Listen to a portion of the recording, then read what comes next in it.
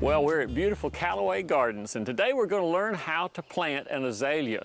Callaway Gardens, of course, has millions of azaleas planted around its acreage, but we're going to show you how to plant one, and if you want millions, well, you do that on your own. Well, the first thing to do when you're planting an azalea, or really any plant, is to make the soil hospitable to that plant. Azaleas have really fine roots, so we want to have nice, loose, open soil. First thing to do, grab a shovel, and let's start digging and clearing and make a nice area about 3 feet wide that we'll dig into here. Let's see what kind of soil we have. Oh, it's hard soil, number one. That's not where an azalea wants to grow. And I'll flip it over here.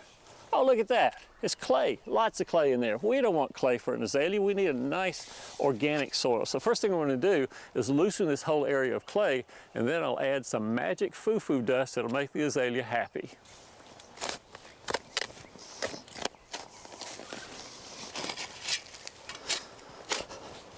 Okay, now I've got the area thoroughly turned up, but now that magic foo-foo dust, it's nothing but organic matter.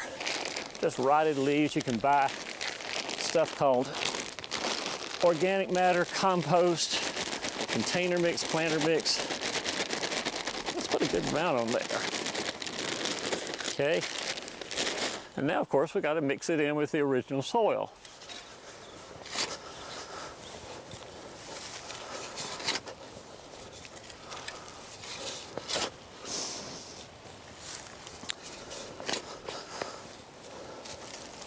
Okay, now I've got it all loosened up and the organic matter has been put into the soil. So now I'm going to make a little area right in the middle, no deeper than the root ball of the azalea, where I can plant it.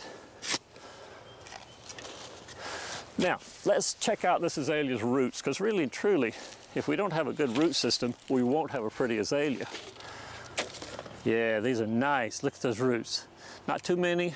Still little areas where there are no roots in there. That's just great. But what would cause these roots to explore the rest of the soil around them? I have a treatment for them that'll make these roots really want to get out of here. I'm going to take a knife and score the root ball several places all around it here, and loosen those roots a little bit with my fingers. Yeah, good. Maybe a little bit more right there, so we can put it in the soil. So we'll scoop it out a little bit with my hand. There it is. Put some soil around it. There. All right, we've got it in the ground, but we're still only about halfway there. One of the things I want to do is to add some starter fertilizer. Starter fertilizer usually has a little bit more phosphorus in it than other types of fertilizers do. So this is a 4-6-2, I believe. And I'll sprinkle that around the plant so it gets a good start.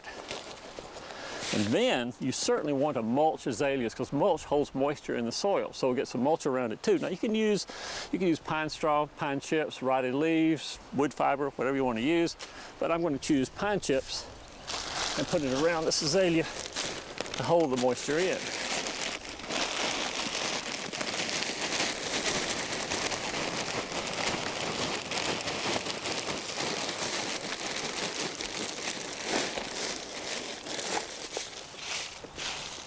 All right, we've got the azalea mulch. Last thing to do is to water it. I'm going to water it real thoroughly. For the first 2 or 3 weeks, the azalea only has the root ball that I originally planted it with. After 2 or 3 weeks, the roots will start expanding, going into the soil around it, but I really want to soak it down this first time. If you plant an azalea in the late spring or early summer even, you got to be sure you water it during July and August, because otherwise it will just dry out and you'll have a dead azalea. And what's the use in that? Well, we've got a beautiful azalea planted. Hopefully it will thrive here. And don't forget, we'll have a lot more segments about gardening on the Farm Monitor.